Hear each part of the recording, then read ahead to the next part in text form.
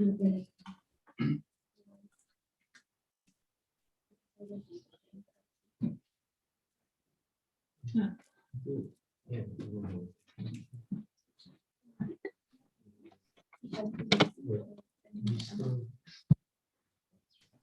Oh yeah. The MRI knows. Yeah.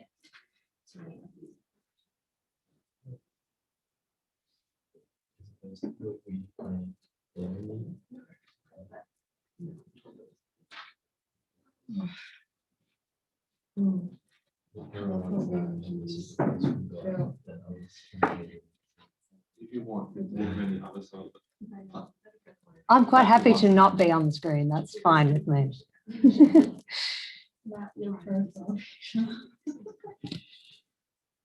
It's good, isn't it?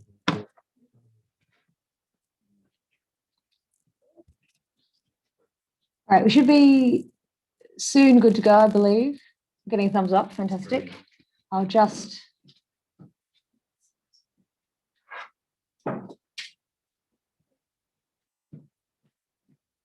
welcome to people just joining us now. We're getting sorted. Some technical issues have been mostly fixed, we think. Our screen is currently on the live watch party that we have going on campus. So hello from those people to the internet. Let me just get myself underway here. Right.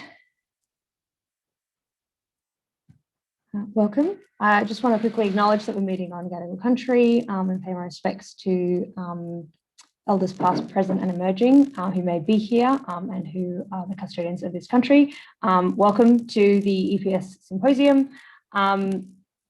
The purpose of this is to connect staff and students from around the campus, postgraduate students, to hear from one another about research and faith and how those two things might link, as is specifically our topic today, and also kind of other things maybe around ethics, just around what it's like to be staff and students here, and to kind of just meet, connect with one another in this odd time. It's nice to actually connect in some way, regardless of the circumstances. So today we are hearing from Chris Watkin, who is zooming in for us from Melbourne. Thank you for coming. We are going to hear from him. The topic we've kind of given our heading, contributing to your field in light of the gospel. Chris is going to speak a bit about what that looks like for his kind of particular research, and then we perhaps might be able to ask him sort of some questions after that about perhaps how he ended up where he did, or those kinds of things. So please feel free to jot down questions if they come up. And it would also be great for us to maybe hear from one another at the end. So it may be that you have a particular situation or circumstance that seems related to what Chris presents on, and it would be great to hear from those as well. I believe we have some kind of bouncing across here and physically here and internet here, so we'll see how that goes, but hopefully we'll be all good to go. Right, so Chris, without any further ado, I might hand over to you. Thank you again. Wonderful. Thank you so much, Jennifer. Thank you, Matt, for the invitation. I'm just going to spend a moment sharing my screen here. And there we go. Fantastic. It's such a thrill for me to be able to share with you guys today. My wife went to Sydney Uni a little while ago, and this is the closest I've ever got to visiting her old university. So it's quite a thrill for me to be able to share this material with you guys. And also because it's something that's really close to my heart, I guess. I've been a Christian since I was 15, and I've been quite a while in academia. And so thinking about how those two things sort of relate to each other has been, I guess, a big part of my life for almost 20 years now. And so what I'm hoping to do today is just to be able to share some things that I've picked up along the way, some advice I've been given, some biblical principles that I've been taught. And my hope and my prayer is that will bless you and encourage you and help you in your own journeys in academia as Christians. So let's just begin with a word of prayer, if we could, and then I'll go straight in. So let's pray. Dear Father God, you've given us so many wonderful gifts and opportunities, our bodies, our minds, our place in a university, in a country that's relatively stable and not at war, the time to read and think. And we're humbled by the riches that you've put in front of us, Lord. And we want to be good and faithful servants. We want to try and use them wisely. And we pray that you would use this session to help us all to think through in a biblical way what that might look like for each of us individually. Amen. Amen. So I'm going to try and address 4 questions, if I can, in the about half an hour I've got to speak today. I'm going to try and look at, first of all, just why should we contribute to our gospel, to our discipline in the light of the gospel? Well, what's the biblical rationale for that? Secondly, I'm going to have a look at what the gospel is in the light of which we should contribute. And I'm going to have a look at how, that's the nitty-gritty section, is section 3, how we can contribute to our field in the light of the gospel. And then I'm going to finish off, hopefully, if there's a moment, with just some practical tips and tools for how to integrate gospel and studies. So first of all, then, why contribute to our field in the light of the gospel? It's sort of obvious, but it's one of those questions that the deeper you dig, the harder it gets to answer. I think the first thing to bear in mind about this is that everybody will necessarily contribute to their field in the light of something. And the only question that remains to be answered is what we will contribute in the light of, not whether we will contribute in the light of something. So what I'm trying to get at here is that everybody brings to academic study and to anything else in life a certain vision of the good life, a certain vision of what's worth doing in life. We've all got one of those, whether we like it or not, whether we can articulate it ourselves or not. Everybody's got a sense of the good. There's a wonderful quote from Augustine's City of God that I just want to share with you to get this idea of how the good draws us into different activities. He says, as the body is borne along by gravity, so the spirit is carried by love wherever it goes. And I think the relevance of that for us is that what we love in that deep, rich theological way will shape our approach to our academic discipline. So, for example, someone is studying climate science, doing a PhD on climate science. Why might she be doing that? Well, it might be because she wants to save the world. It might be because she wants to make a name for herself and become famous. It might simply be because she really enjoys it. And it's most likely to be some sort of combination of those 3 things. But in each of those cases, she's driven by a vision of the good, but by a certain love. Another way of thinking about it is that everyone will contribute to their discipline in the light of some gospel or other, some sense of what it means to live a good and fulfilled life. And the only question that remains is, which gospel will we contribute to our field in the light of? And so that leads us to the second piece of this jigsaw puzzle, I guess. Why contribute in the light of the biblical gospel rather than any other possible vision of the good life that's out there? And I guess the most obvious answer there is because that's what God commands us to do. You know, there's much more to say, but this is where you start, isn't it? Because in the area of work that we study, just as in the whole rest of life, that's what being a follower of Jesus is. It's right there, isn't it, in Colossians 3, verses 23 and 24. Whatever you do, says Paul, work at it with all your heart, as working for the Lord, not for human masters, since you know that you will receive an inheritance from the Lord as a reward. It is the Lord Christ you are serving. And given that our work falls under this category of whatever we do, then we should do it in this way. We should do it, our studies, our reading, our writing, our presenting at conferences, for the Lord. And not to contribute to our field, therefore, in the light of the gospel is to be disobedient to God and to this command here in the Bible. So far, we've got this general idea that everything that we should do, including our work, should be done for God. But that doesn't really mean a huge amount. It's not to use a rather clumsy word, it's not actionable. It's not, I'm really going into management speak now, it's not operationalizable until we've got a sense of what that gospel is that we're contributing in the light of. Of course, that's going to shape the way that we contribute. So let's give some sharp edges to this idea of gospel. The New Testament term Evangelion, as you know, is used in particular ways in the New Testament. Not the whole of God's story is called gospel in the New Testament. And if you sort of make a list of all the verses where that word is used, you find that they're referring to one or more of the birth of Christ, the death of Christ, the resurrection of Christ, or the return to judge of Christ. It's always in one of those four contexts, sometimes more than one, that the word gospel is used in the New Testament. But what I want to do for the purposes of this session is put those truths in a broader context. If you like, show the solution in which they're suspended in the Bible. But what I want to do for that is take the framework that a lot of theologians have used for understanding the whole Bible story of creation, fall, redemption, and consummation, this big four-step summary of the whole Bible story: creation, fall, redemption, consummation. It's what tends to get called, or at least did until relatively recently, a worldview. Now, some people today don't like the idea of worldview. I think it's fine. I don't mind it myself. But if that word rankles with you, think of it as a culture or a way of engaging with the world, or a big story.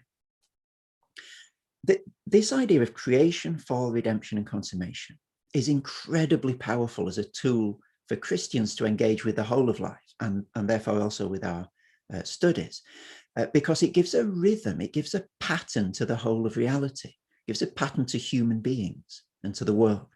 If you want to dig further into this, and if this is something that intrigues you, have a look at that book, the title of which I've put on the slide there. Hermann Dooyeweerd is an early 20th century Dutch theologian, and he wrote a book called The Roots of Western Culture, where he teases out the importance of this creation, fall, redemption framework in contrast to some of the ways of looking at the world out there.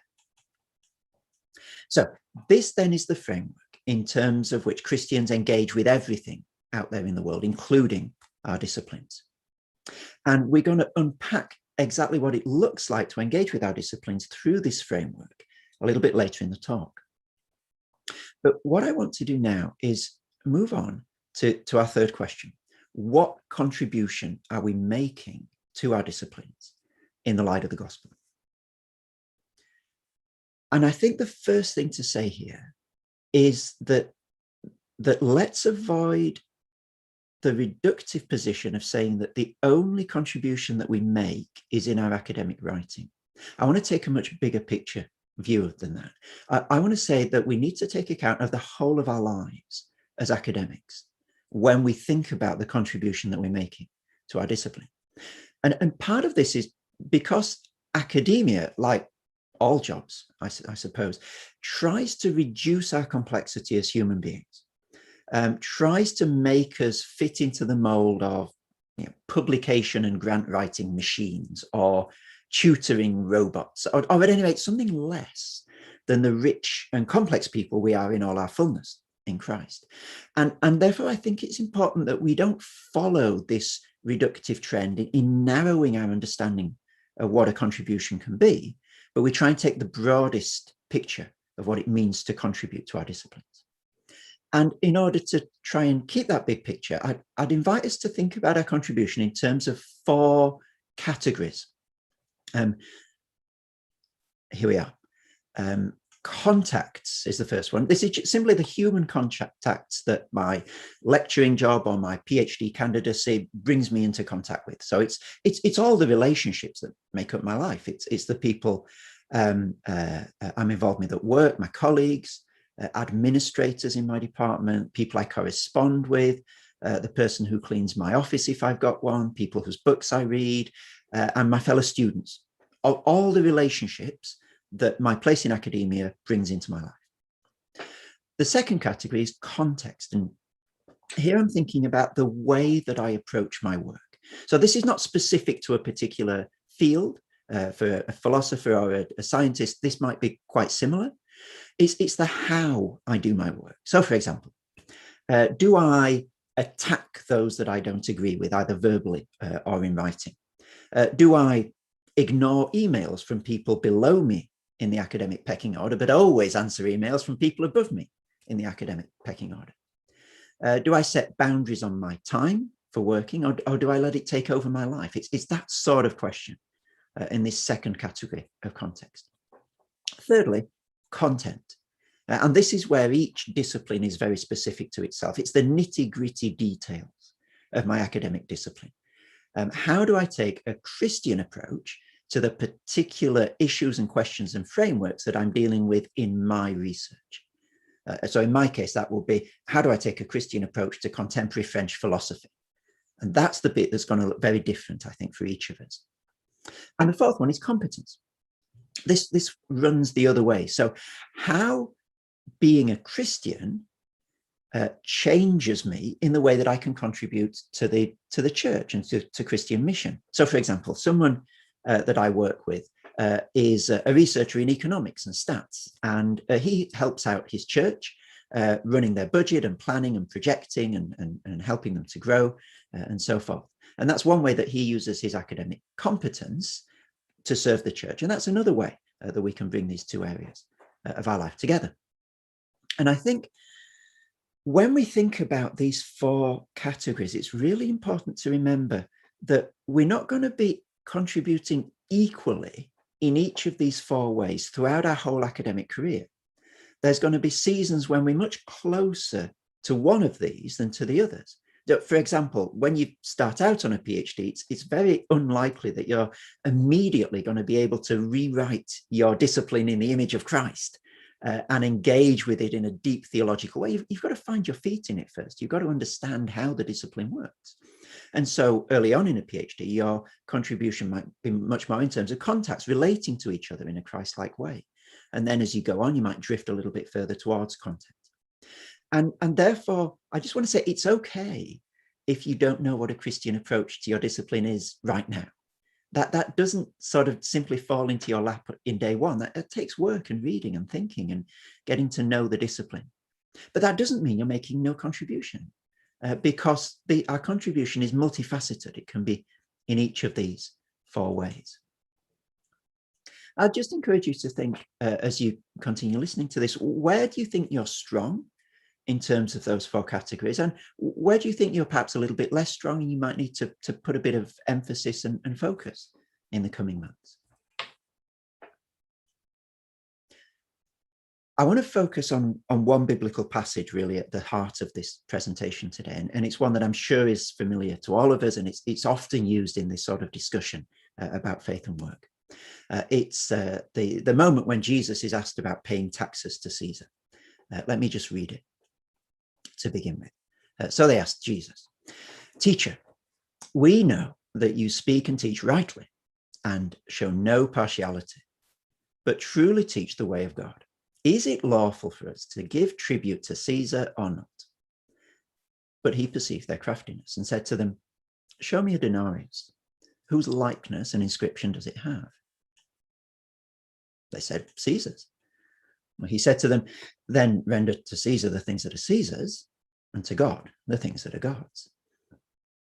And they were not able in the presence of the people to catch him in what he said, but marveling at his answer, they became silent. Imagine this sort of exchange recontextualized to an academic conference. I don't know if you've noticed this, but sometimes some of the most cutting negative questions at academic conferences are presaged by the most glowing sort of praise. So someone will say, "I want to start off by really thanking you for that thought-provoking paper." That's a sign, isn't it? Thought-provoking. It's not good when someone says your paper's thought-provoking. You raised a lot of interesting questions, but they continue. "Have you stopped beating your wife?" And then you're in the headlights and you've got to answer. Well, rephrased in an academic context, the question that they're asking Jesus is this: do you try to do your secular job really, really well? In which case you're not really a keen Christian, are you? Or do you just use your secular job to fill in the time before you can do Christian things in the evening?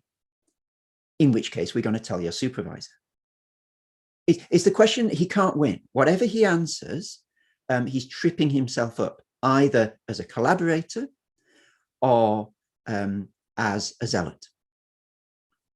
And they're going to be able to sort of box him into a corner, whatever he answers. And so, as we know, Jesus's answer hinges on the coin that he's shown, when in verse 24, he says, whose likeness and inscription does this have? And the word for likeness here is icon, the same word that the New Testament uses for human beings created in the image, in the icon, of God in 1 Corinthians 11, verse 7. And so what Jesus is doing is he's introducing, I don't know, what you might call a parallax view, a double vision into this passage, because there are two images in play. There's the image on the coin, which is the picture of Caesar, but Caesar himself is an image, because he's made in the image of God, and so is everybody else who's present on that day. And Jesus's principle is this. He says, give the thing to the person whose image it has. So the coin goes to Caesar, but the implication is you and I, in our very selves, who bear the image of God, should be given to God. And this means, I think this is crucial for our understanding of how this passage helps us in our situation. This avoids a dichotomy between, on the one hand, giving to Caesar, and on the other hand, giving to God. So, for example, every hour of my time, I've got to decide, do I give it to Caesar or do I give it to God? It avoids that sort of dichotomy. Because the coin, in Jesus's way of looking at it, it is an image of an image. Caesar's head is on the coin, but Caesar himself is the image of God. So it's not two equal and opposite things. It's not two things divided from each other. So then, let's circle back to our question for this session. How does that help us to think about the way that we do our academic work? I think there are 2 points. Number one, giving to Caesar is transfigured by our giving to God. In other words, my giving to Caesar is part of my giving to God. Paying taxes is, so to speak, a gift to Caesar. But paying taxes is also, and at the same time, a gift to God, because it's part of my Christian duty to pay taxes, Romans 13, verses 6 to 7. So I'm giving to Caesar what's Caesar's, but in a way that recognizes that everything, including Caesar, including my very self, belongs to God. And therefore, this second gesture of giving to God what's God's actually gathers up the first gesture of giving to Caesar what's Caesar's in its own transcendent offering. Part of me offering my whole self to God is under God to give to Caesar what's Caesar's. So Jesus cuts across the two options that are offered to him. He gets out of the nasty question asked to him at the academic conference. And to get slightly philosophical for a moment, we could say that he diagonalizes this dichotomy. Give to Caesar what's Caesar's and to God what's God's fits into neither of the boxes that he was offered in the question. And it shows both of them to be reductive. It shows both of them to be heresies of the more complex biblical position, which is to give to Caesar what's Caesar's and to give to God what's God's. And this principle is captured beautifully, I think, by Augustine in his Confessions. It's a really dense quotation. Let me try and read it slowly. Augustine's addressing God. He's speaking directly to God in the Confessions, and he says, "He loves you less who, together with you, loves something which he does not love for your sake." Let me just say that once more. It's a mind-bending sentence. He loves you, God, who together with you loves something which he does not love for your sake. In other words, it diminishes our love for God if we love anything at all, in a way that is unconnected to him, as if he'd not created it in the first place or given it to us in the context of a relationship with him. It's like a child. Imagine a child who receives a wonderful gift on Christmas morning from his parents and then greedily takes it up to his room, locks the door, and plays with it all by himself, even without saying thank you. That's what it's like to love things apart from God, to take God's good gifts and to enjoy them without reference to him. But Augustine's point is not just a negative one here. It's not just bashing us over the head.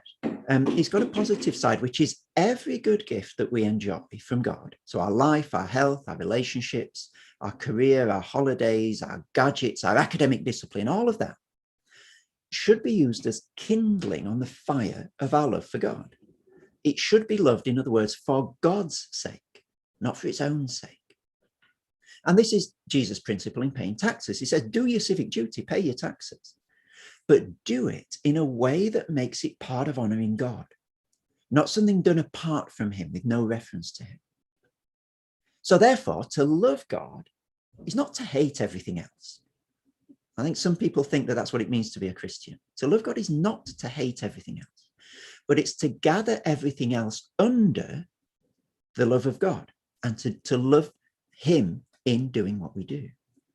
And this, I think, is an incredibly liberating truth for Christians, because it means that there's no sacred secular divide in our lives. It's not that we do work over here for our employer and then we stop doing that, and then we start doing the Christian stuff when we go to church on Sundays, and then we stop doing that and then we start doing the work again. That's not a biblical view of how life fits together. That our work should be part of our offering to God. It's part of our ministry. It's part of our obedience to God's commands. And this prevents us from saying two things, both of which are really damaging. It prevents us from saying, on the one hand, well, you know, my work is my worship, therefore I don't need to come to church or lead a Bible study because my ministry is my work. But it also stops us from saying, on the other hand, well, the only thing that I do that has significance for God's kingdom is the Bible study that I lead, and everything else will be burnt up. I think it prevents us from those two simplistic views of the way in which the whole of our lives fit together. Both of those views are defective. They both falsely dichotomize our giving to Caesar and our giving to God in precisely the way that Jesus is undermining in this passage. Secondly, giving to Caesar is not only transfigured by giving to God, it's also conditioned by giving to God. Think of it this way. If all my giving to Caesar is also a giving to God, and if Caesar himself is ultimately God's, and so am I, then my commitment to this world and to this age and to my academic studies cannot be ultimate, because Caesar doesn't own me in the way that God does. He can rightly demand of me my taxes, and it's right that I pay them, but he has no authority over my very self, because I myself am not in the image of Caesar. I'm in the image of God. But of course, God, on the other hand, can rightly demand of me my very self, because I myself am in his image, and because he's redeemed me from slavery to sin to belong to him. 1 Corinthians 7 verse 23, you were bought at a price, do not become slaves of people. And so what I give to Caesar, therefore, can only ever be a subset of what I give to God. And what I give to Caesar must harmonize with my giving to God, because everything belongs to God, including me. And this will always mean that sooner or later, there will be, for every Christian academic, red lines in our contributions to our discipline that, if we came up to them, we wouldn't want to cross. So for Daniel, for example, working in the University of Central Babylon, it was eating meat from the king's table. He drew the line there. He said, I'm not going to do that. I'm going to learn the astrology of the Babylonians. I'm going to learn the language. I'm going to let my name be changed, but I'm not going to eat meat from the king's table. That was his red line in assimilating into that academic context. For the runner Eric Liddell in the film Chariots of Fire, it was training on a Sunday. That was something he wasn't prepared to do. It might be something for us as small as being okay with letting a colleague down in order to prioritize family in a particular circumstance. But what I don't want to do is provide you with a list, because then it becomes pharisaical, doesn't it? I just want to introduce the principle that if all of our giving is a giving to God, there will be red lines sooner or later for us. And each of us needs to work those out for ourselves before God.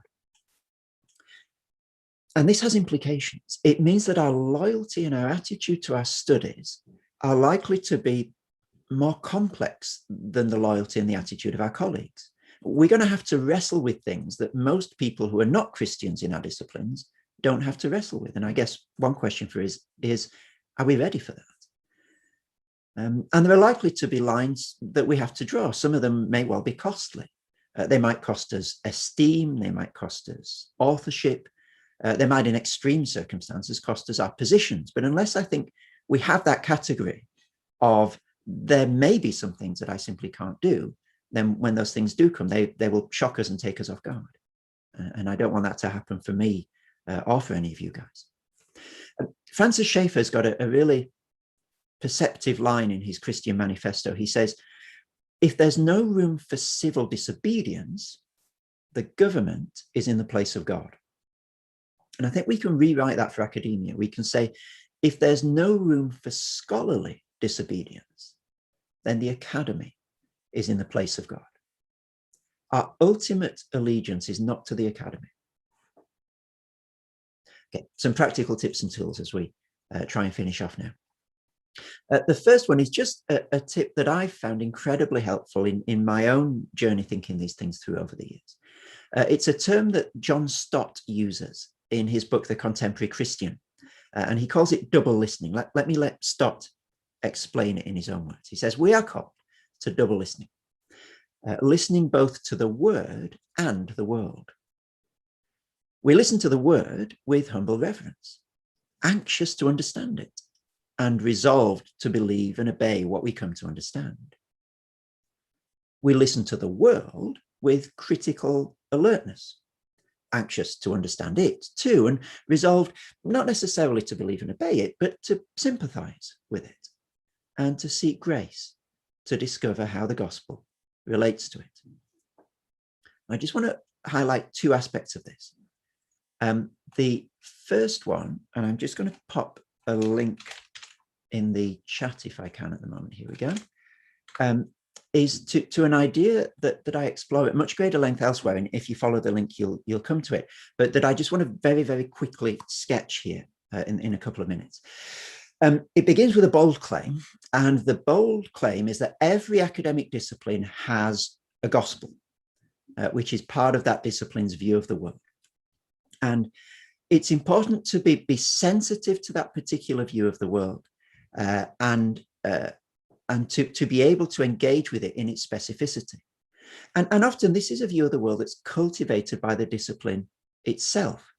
And sometimes it simply happens to be the view of the world that is characteristic of those who are very good at the discipline.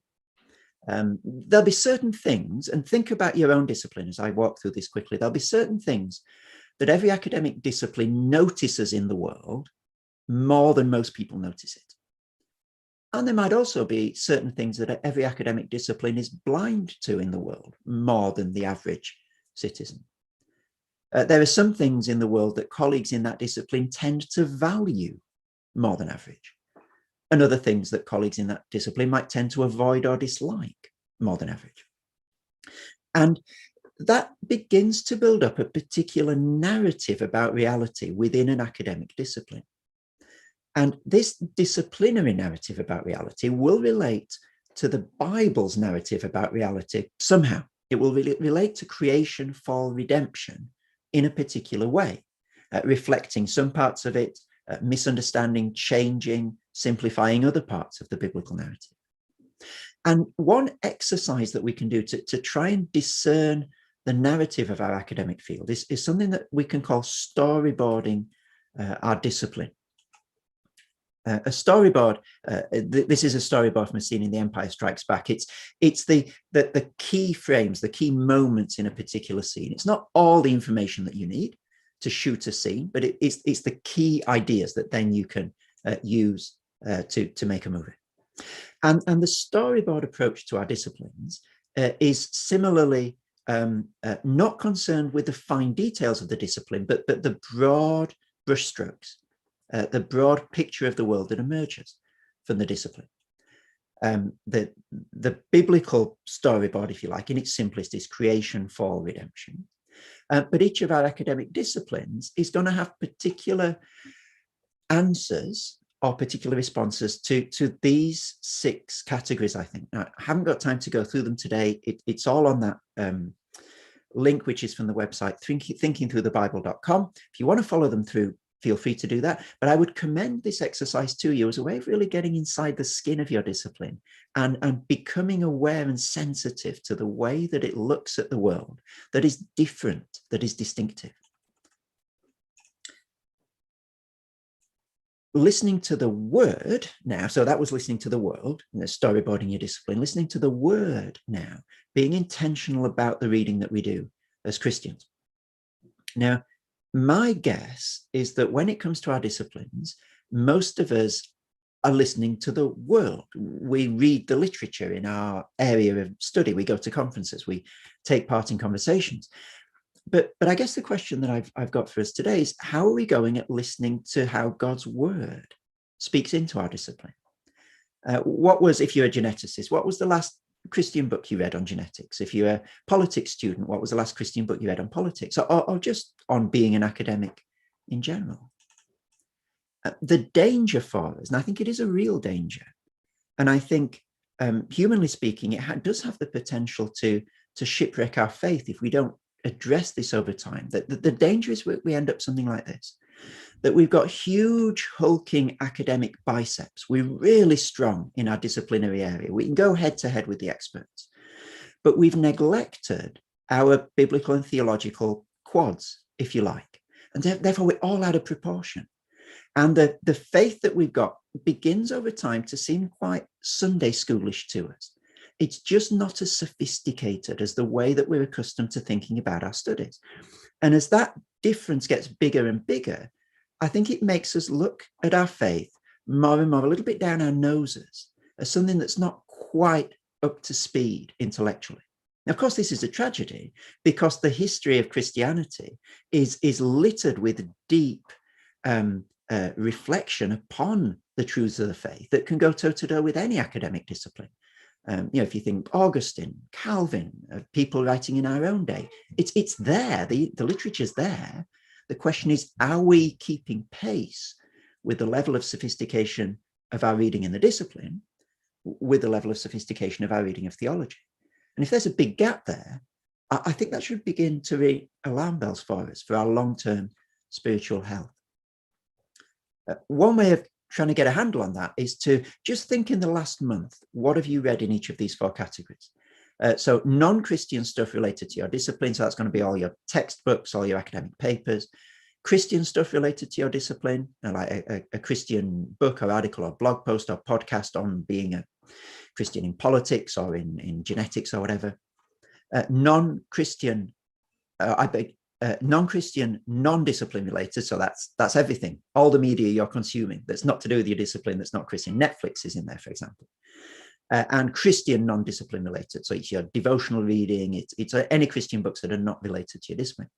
And just try and tot up for the last month or the last 3 months, list all the titles, all the podcasts, all the TV series you've looked at in each of those 4 categories. And that'll give you a sense of the balance of the media that you're consuming. And if you look at that and you think, oh, actually, one of those is not really healthy, and I don't think that's sustainable long term, then here are a couple of tips to try and get the ball rolling in that particular area. You might want to choose, and I did this as a PhD student, and it was a real blessing to me. You might want to say 1 day a week is my week of Christian reading around my subject area. How to think through politics from a Christian point of view, or whatever it is. And then try and find some really, really good books on that and set aside a day a week, a morning a week, whatever you can manage, and have that as your Christian reading time. Another way to do it would be to make every 4th book you read, or every 2nd book you read, a Christian book. So once you've totted up 3 non-Christian disciplinary books, you say, right, I'm due for a Christian one now. Let's find out what that's going to be. So those are some hopefully practical thoughts about how to ground these theological principles, on a cold Monday morning when you wake up and get out of bed as an academic. What are you actually going to do? what I want to do now, and this is my final slide, is just to leave you with a few questions before we go into a discussion time about this. So first of all, just in terms of brute hours spent reading or watching or listening or thinking, what is the greatest influence on your view of the world, on your desires, and on your thinking? Secondly, to what extent are you actively seeking to develop a Christian understanding of your discipline? Number three, where are you in that diagram of the 4 C's, context, context, and so forth, at this point in your academic life? And finally, what aspects of what we've thought about today do you think before God need most addressing in your own life and studies? So I'm going to stop there. Let's move into a time of discussing this and thinking it through together and sharing wisdom with each other now. Thank you so much. This is Jennifer back again, around from the other side of the table, just to clarify who's talking to you. Thank you so much. I believe we've got probably 7 minutes maybe for some questions. We might have some questions in the physical room here, maybe. And I'm not sure if there were some being fielded online, yeah or nay. Any questions in this particular space to start off? I've got one scribbled down here, but I'll hang fire. There's another one anyway.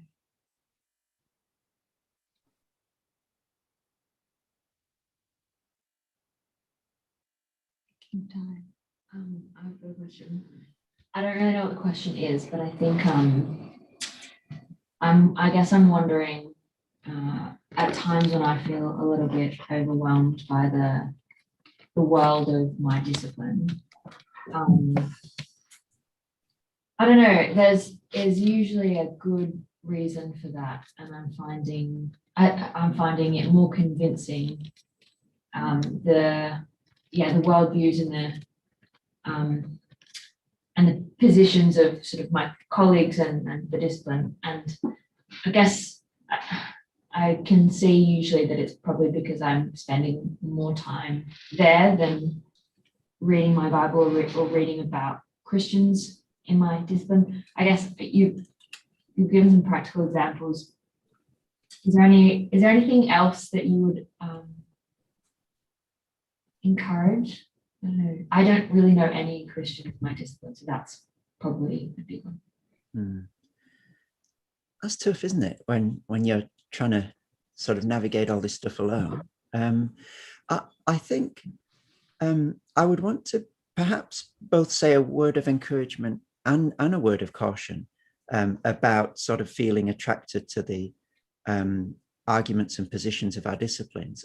And I think the word of encouragement is it's sort of, in a sense, why on earth would we not be? If these disciplines have gained traction and developed over time, it's likely that there's going to be something to them, that there's going to be something that attracts people to that discipline, to that way of engaging with the world. And I think a good diagnostic question for us, rather than just thinking, oh, is it okay that I find myself agreeing with all this, is just to almost take a meta critique, and I apologize for the clumsy term, of that feeling and say, okay, why does this position sparkle? Why is it really attractive to the people who hold it? And why am I finding it attractive? And just sort of try and dig down a little bit into its assumptions and say, for the people who really like this, what is it that's attracting them to it? And that often helps you get under the bonnet of a particular position to try and fiddle around in its assumptions and say, oh, okay, it sees human beings in that way. And the people in the discipline really like that because that allows them to do this, or it allows them to use this analysis. And often that's really revealing as a question. So become the sort of critic of your own reaction to the discipline and say, why am I finding it attractive, and why do those people who love it really love it? But then I think that the note of caution, I guess, is that no academic discipline will have a biblical view of the world. And we want also to be asking the same sort of questions of that biblical view. So why why did I become a Christian in the first place? Why does Christianity sparkle to me again? What is it about that view of the world that is attractive? And I think if we're asking both of those sets of questions, we're not just engaging with the discipline, but we're also trying to go deeper in our understanding of the faith. It makes for a really healthy conversation between the two sets of commitments and assumptions from the Bible and from the discipline, where you're able to explore the similarities and differences in the way they look at the world. And that's not, you don't click your fingers and that suddenly happened. That's reading over weeks and months and thinking and chatting with friends. Yeah, so those would be my 2 points. But I do feel for you as a lone ranger in a discipline. I wonder if this group can do anything to help sort of hook people up with people in similar disciplines, because it can be pretty lonely and it can be pretty tough to do it alone. I agree. Yeah, thanks, Chris. I've got kind of a follow-up question for you in the same line, if you don't mind me kind of jumping in there. But if you had kind of one, I suppose, like first step kind of process for us about maybe if we're thinking about whether we're either being tempted to contribute to our discipline in a light of something other than the gospel. So either we feel tempted to just kind of lean into our disciplinary kind of setting and kind of keep it divorced from our faith, or just something that we want to know more and we just don't really know where to look. Is there, would you say there's a particular question that's worth asking when we're looking for particular resources, particularly say if it's like, I don't know where to look for, like, I off the top of my head can think of maybe 2 books that connect my discipline to my faith in an explicit way. Is there a particular question or process that you would go through for finding good kind of starting points for places to read, things like that? Yeah, it's a brilliant question, Jennifer. Thank you. Part of it is going to be an answer that sort of can work for everybody, and part of that is just going to be so specific to each individual discipline. So the bit that works for everybody, I think, is to be reading Christian stuff that engages intelligently with culture in general, and you pick up certain ways of thinking, certain moves to make, certain shapes of the way that the gospel relates to culture in general that then you can then use in a more specific context. And I guess thinkers there would definitely be John Stott. If you're not a Stott fan, I would encourage you to pick up New Issues Facing Christians Today is great, where he goes through lots of contemporary issues, thinking them through from a Christian point of view. And again, that's just helping you to learn how to think rather than what to think about specific things. I've got a little website where I bring some material together that might be useful for people, thinkingthroughthebible.com. And there is some, I think there's one of the posts on there is a bibliography, a little reading list of stuff that could be useful. But I think the other part of that answer is to try and read Christians writing in and about your specific discipline. And that's going to be different for all of us. So I can't really say, go and read these 2 books on all of the academic disciplines. There are reading lists. There's a group in Cambridge in the UK that's putting together just that sort of reading list now, where they've got all the different disciplines, and then these are the good Christian books you want to read. They haven't finished it yet, I think, but when they do, and that's up on the web, that's going to be a great resource. But short of that, I'm always happy to be emailed, and if people especially are in the arts and humanities, I can try and help out. But finding mature Christians in your discipline area and then shoot them an email off and see what they've read, that could be one way of trying to get that very specific advice. Yeah, thank you. We have one question come through. I'm not sure if you can see in your chat space of Zoom or not, but do you want to have a stab at a STEM-based question? I know you're very much in philosophy, but the question, just for anyone who can't see it, what advice would you give to a Christian in STEM research where there's a feeling that a discipline like chemistry has less theological integration than the humanities? Yeah, thank you. Another great question. So everything I say, obviously, is from someone outside the discipline. So you need to bear that in mind. I'm not intimately acquainted with the culture of chemistry. I would want to push back a little bit on the idea of what we mean by theological integration there in terms of the four categories. So it may not be that everything I'm doing in my discipline is in a very explicitly theological way, capturing it for Christ intellectually. But I, as a human being, am still going to be deeply theologically integrated in my interactions within the discipline. So if I'm lab-based, for example, that's a whole arena of relationships where being a Christian should make a huge difference to the way I relate to people and to the way I relate to the culture of the discipline. So I think I'd want to take that broader view of what it means to be integrated. And as I understand it, the whole sort of science and Christianity debate is a very fruitful one for Christians, and people talking, I suppose, in broader terms than very specific questions within chemistry, but on the broader level about how a biblical approach to reality relates to modern science. There's a great deal of writing there. And so perhaps part of that integration might be, rather than looking at my particular molecule, how do I think about that theologically, would be, how does the big picture of the way that my discipline sees the world, a discipline of chemistry or whatever it is, integrate with and talk to and get into conversation with the way that the Bible sees the world. Now, it is 1 minute to 1. I might throw this final question to you, and then maybe all of us can have a think ourselves about what this could look like. But if you don't mind, just a brief kind of maybe a stab at the first 20 seconds at thinking about the Academy having no room for conscious disobedience what tips or examples would you give of being disobedient well, I suppose? Yeah. Is the question there. The one sentence answer would be, don't fall off the donkey on either side. So I think it's easy to be extreme. It's easier to fall into either extreme. One extreme is, I'm never going to rock the boat because, goodness me, this is academia and everyone's so clever and I'm sure I'd be shot down in flames immediately. The other is to be sort of the pit bull terrier on the lookout for ways to take on the Academy for Christ around every corner.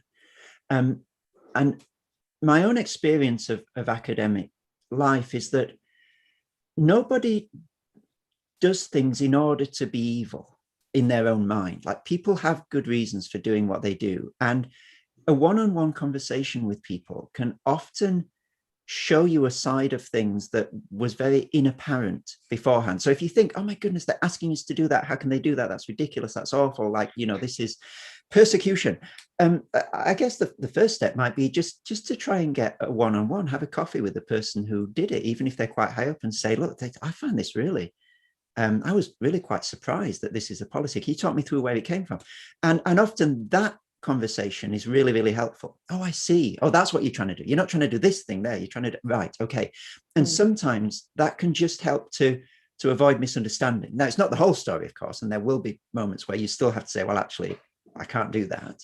But it helps to eliminate those cases where we've simply misunderstood a new policy or something that's come down. Thank you. We are right just after 1 o'clock, so we will stop on the question front. Thank you again so much. I might just quickly pray for you and for us, and then we'll close up. Dear Lord, thank you for this time together to reflect on what it means for us to be your followers in the Academy, no matter where in the Academy we are. Thank you for speaking to us through Chris today, and for the way that you have guided him to quite strongly integrate some of his research with his faith in the Thinking Through the Bible project and such. We pray for each of us here in the room and those online now or watching later, that you will really prompt us to think about what it is for us to follow you in our work, in our research, in our study. And we thank you again for the way that we can connect as your people, even in these difficult times. We pray these things in your Son's name. Amen. Amen. And just before we all close off, I'd like to, one, kind of pre-spruik that there will be further EPS seminars down the track, so keep your eyes and ears out. And also for those of you that may be available on the 4th of August for the ANCON Postgrad and Staff Day, it'll be Mark Stevens from the Centre for Public Christianity speaking, among some other things, on that day. So if you're available and would like to come along, please do so. We'd love to see you there. So we will thank Chris again. I suppose we can give him a little round of applause. And we will, I suppose, continue our conversations offline now. Lovely. Thank you. Thank you very Thank you, much. everybody, for coming. It was wonderful to interact with you. Thank you for the questions. Thank you so much. Someone's just said thank you for your thought-provoking presentation with a wry smile. Thought-provoking, yes. Thought-provoking.